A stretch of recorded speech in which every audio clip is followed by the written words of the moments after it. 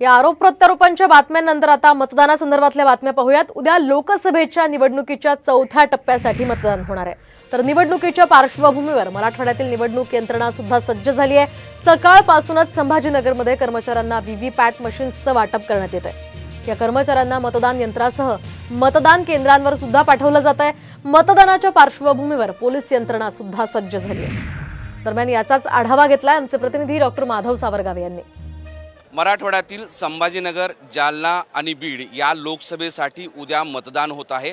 त्यासाठी विधानसभा मतदारसंघनिहाय मतदान यंत्र, व्हीव्हीपॅट आणि कागदपत्राचं वाटप सध्या छत्रपती संभाजीनगर शहरातील केंद्रावर सुरू आहे। मोठ्या संख्येने कर्मचारी या ठिकाणी सहभागी झालेले आहेत। आज दिवसभर बीड, जालना, छत्रपती संभाजीनगर जिल्ह्यातल्या प्रत्येक विधानसभा संघनिहाय ह्या सगळ्या मतदान यंत्राचं, व्हीव्हीपॅट आणि कागदपत्रांचं कर्मचाऱ्यांना वाटप केलं जाणार आहे। जालना आणि संभाजीनगर अशा लोकसभेसाठी जवळपास 3085 मतदान केंद्र आहेत।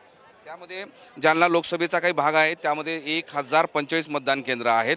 20,500 कर्मचारी कार्यरत आहेत आणि इथं बघितलं तर मोठ्या संख्येनं पोलीस, सिनियर पोलीस, होमगार्ड या सगळ्यांचा सहभाग आहे आणि त्यांना सुद्धा या सगळ्या मतदान प्रतिनिधींसोबत, त्या अधिकाऱ्यांसोबत त्या गावागावामध्ये बस, गाडी, जीप्स या मार्फत पोहोचवलं जाणार आहे। आता उद्या सकाळपासून मतदान सुरू झाल्यानंतर मतदार कसा प्रतिसाद देतात हे पाहणं महत्त्वाचं असेल। मोहम्मद इरफानचा माधव सावरगावी, साम टीव्ही, छत्रपती संभाजीनगर।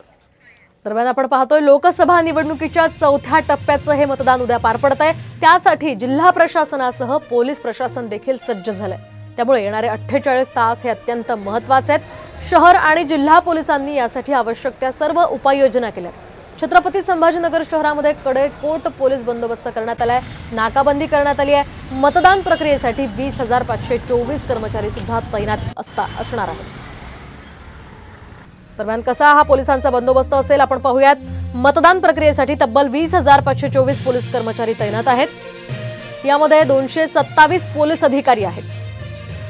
यासह 2,794 पोलीस कर्मचारी आहेत।